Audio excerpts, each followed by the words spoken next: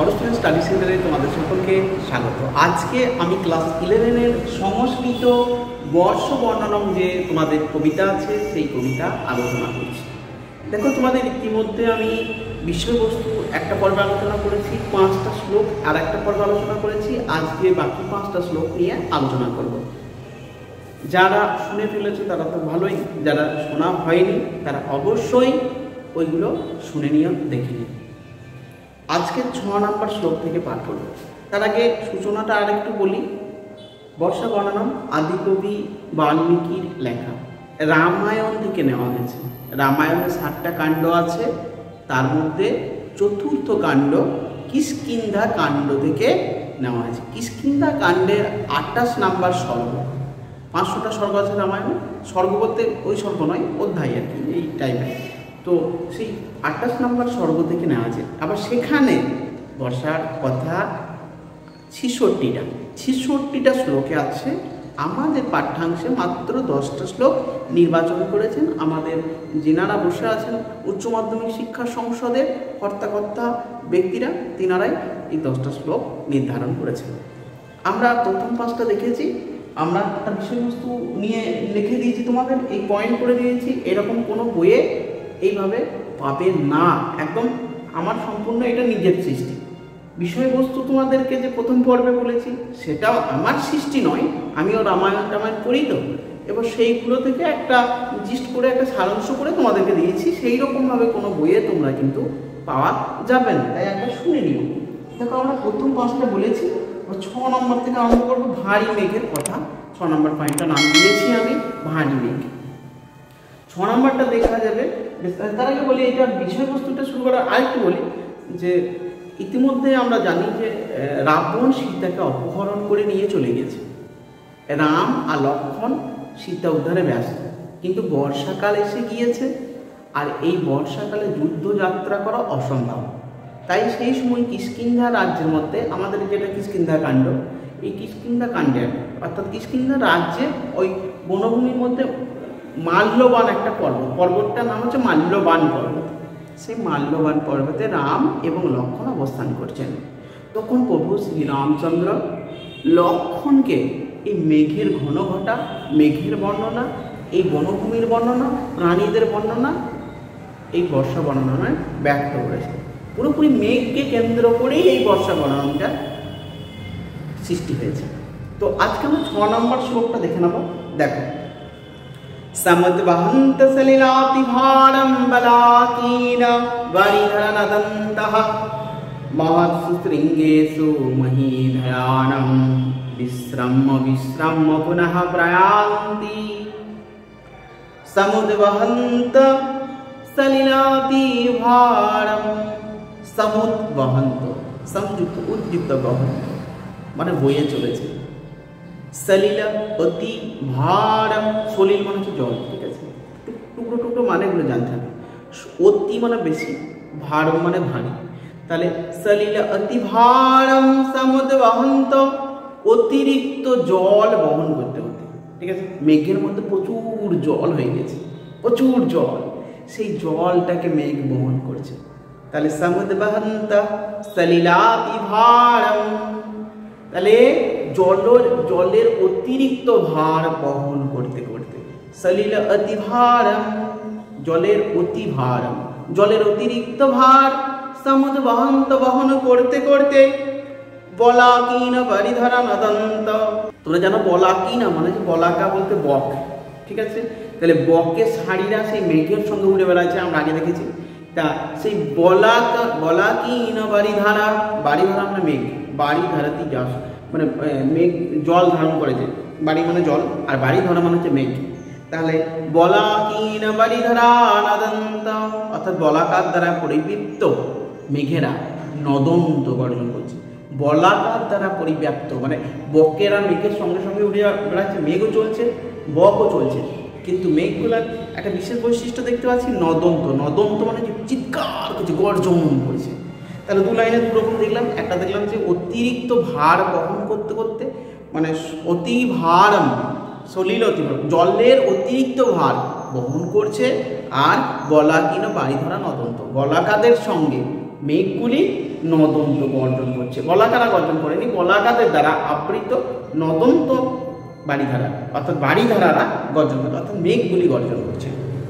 মহোৎসু শৃঙ্গেশু মহিধারাণাং, মহোৎসু শৃঙ্গেশু মহিধারাণা, মহিধারা, মহিধর বলতে পর্বতকে বলা হয় মহিধর। আগেও পর্বত পেয়েছি কথাটা, এখানেও পেলাম পর্বত।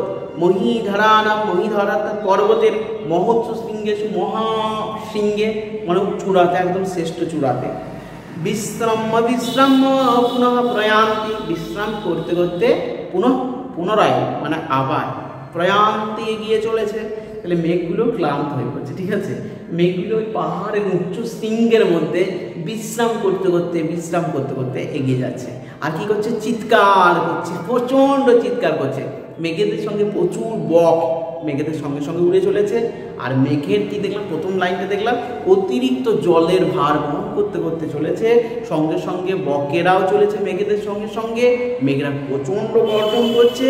আর পাহাড়ের উঁচু শৃঙ্গগুলিতে মেঘগুলো বিশ্রাম করতে করতে আবার এগিয়ে চলেছে। পুনঃ প্রয়ান্তি সমুদ্বহন্ত সলিলাতি ভারম, জলের অতিরিক্ত ভার বহন করতে করতেই বলাকীন বাড়িধারা নদন্ত, বলাকার দ্বারা পরিব্যাপ্ত হয়ে মেঘেরা গর্জন করছে।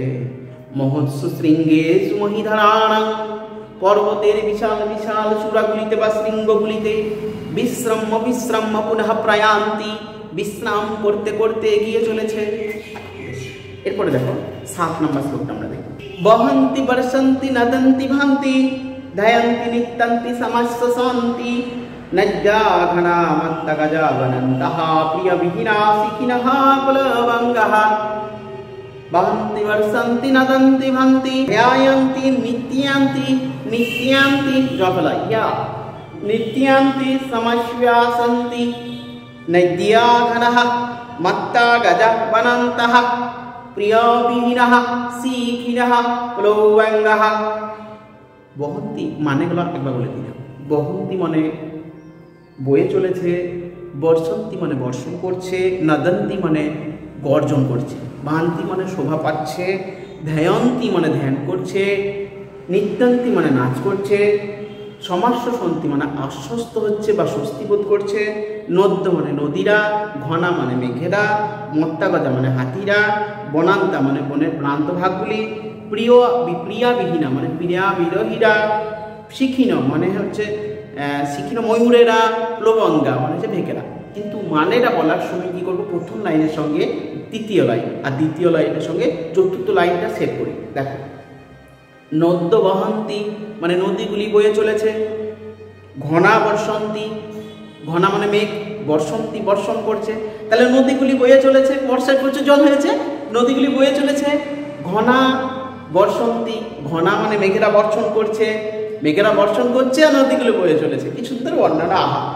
মত্তা গজা নদন্তি, মদমত্ত হাতিরা, উত্তেজিত হাতিরা, যে হাতিগুলো জল পড়লে একদম আনন্দে মেতে ওঠে, সেই সমস্ত হাতিরা কি করছে? নদন্তি, চিৎকার করছে হাতিরা, প্রচণ্ড ডাকছে। আর কি হচ্ছে? বনান্তা ভান্তি, বনের অন্তা মানে শেষ ভাগগুলি, প্রান্ত ভাগগুলি ভান্তি, আহা কি সুন্দর রূপে ভান্তি মানে প্রতিভাত হচ্ছে, প্রকাশিত হচ্ছে, কি সুন্দর লাগছে। বৃষ্টি পড়েছে, কি বলা হলো? নদীরা বয়ে চলেছে, মেঘেরা বর্ষণ করছে, হাতিরা চিৎকার করছে, আর বনের ভাগগুলি সুন্দর লাগছে। প্রিয়া বিহীনা ধ্যায়ন্তি, প্রিয়া বিরহীরা ধ্যান করছে। প্রিয়া বিরহী মানে ধরো যারা বর্ষাকালকে বলা হয়েছে প্রিয়া মিলনের ঋতু, আমরা বর্ষা মনোনয়মে পাবো, যদি এই তোমাদের পাঠ্যাংশের মধ্যে নাই। বর্ষাকাল হচ্ছে প্রিয়া মিলনের ঋতু। এই সময় সঙ্গীরা আর কি কাছাকাছি থাকে, এই সময় রাজাদের যুদ্ধযাত্রা বন্ধ থাকে, এই সময় দেশ বিদেশ থেকে সমস্ত কিছু আদান প্রদান, যাওয়া আসা সব বন্ধ হয়ে যায় জলের ব্যবস্থার জন্য। তাই এই সময় যে সমস্ত প্রিয়ারা তাদের প্রিয় মানুষটি বাইরে আছে তারা মিস করে, খুব চরম মিস করে জানো। তাহলে সেই প্রিয়া বিরহীরা, যারা প্রিয়ার বিরহে ব্যতীত, আহা তারা কি করছে? ধ্যায়ন্তি, ধ্যান করছে, শুধু তার কথা চিন্তা করছে, মনের মানুষের কথা চিন্তা করছে। এই বর্ষাকালে কাছে পাচ্ছে না মনের মানুষটাকে, তাহলে তাই বলা হচ্ছে প্রিয়া বিহীনা ধ্যায়ন্তি, প্রিয়া বিরহীরা ধ্যান করছে।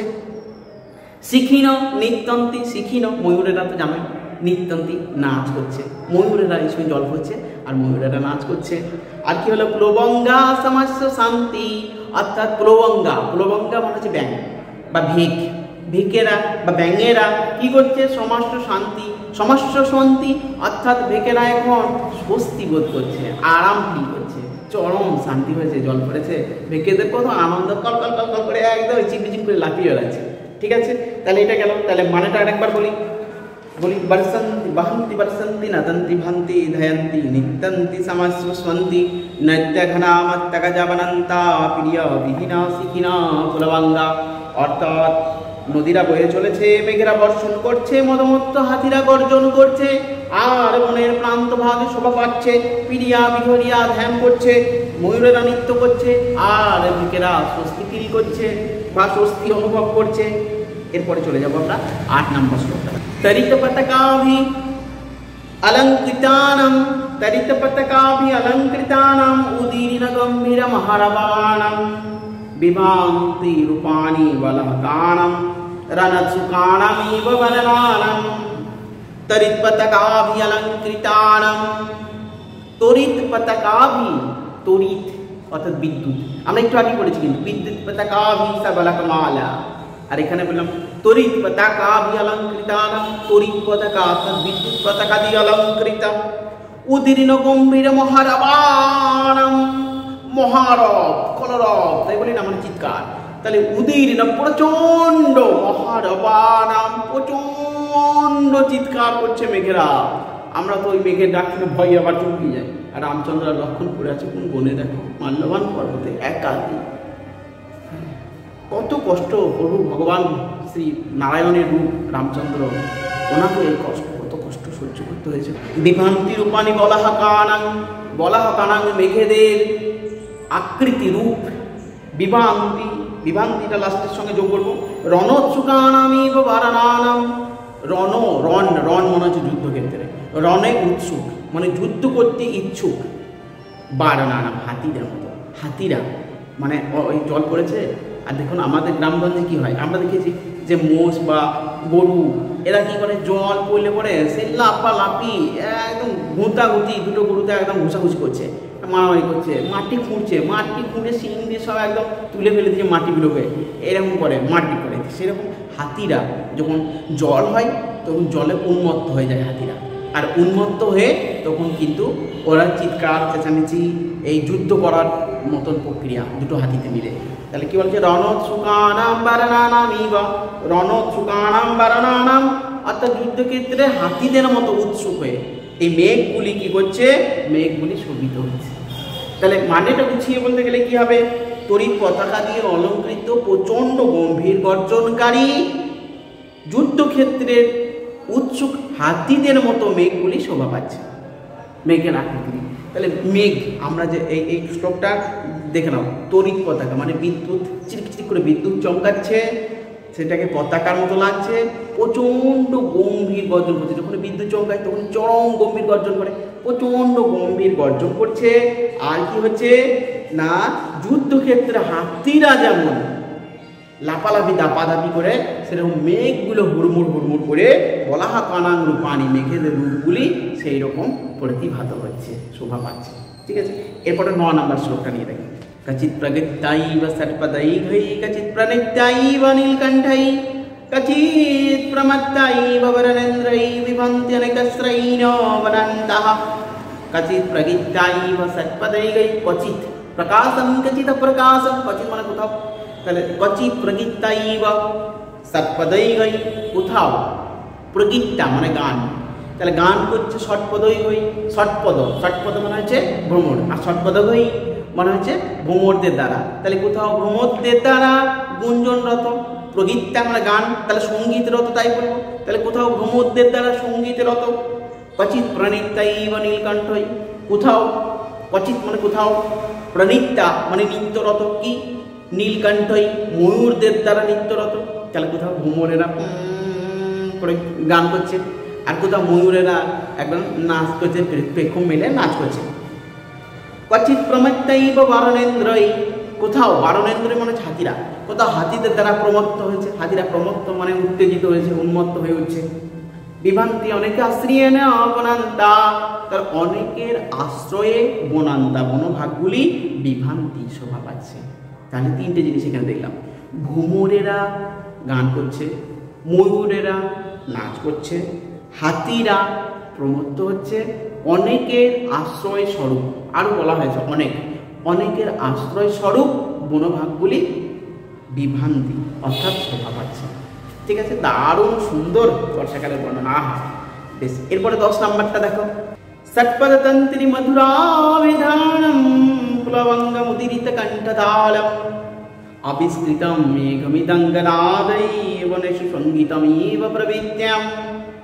ষটপদতন্ত্রী মধুরাবিধানম, ষটপদতন্ত্রী, ষটপদ মানে বলেছি ভ্রমর, তাহলে ষটপদতন্ত্রী মধুরাবিধানম অর্থাৎ ভ্রমরের মধুর তন্ত্রী বিনাধ্বনি, ভ্রমরেরা এত সুন্দরভাবে গুঞ্জন করছেন, ভ্রমরেরা এত সুন্দর গুঞ্জন করছে যাতে মনে হচ্ছে মধুর বিনাধ্বনি, অর্থাৎ সুন্দরভাবে একটা আওয়াজ কানে যেন রামচন্দ্র শুনতে পাচ্ছেন, সেই ভ্রমরদের সুন্দর একটা ধ্বনি।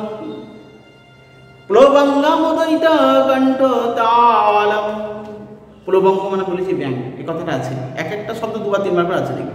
প্লবঙ্গম উদীরিত, বেকেদের দ্বারা উচ্চারিত কণ্ঠ, কণ্ঠ থেকে উচ্চারিত, কণ্ঠ মানে গলা, গলা থেকে উচ্চারিত তাল, তাল তাল মানে তার, লয়, ছন্দ, সুর, এসব বলি না, গানের সঙ্গে সঙ্গে বেরিয়ে আসে।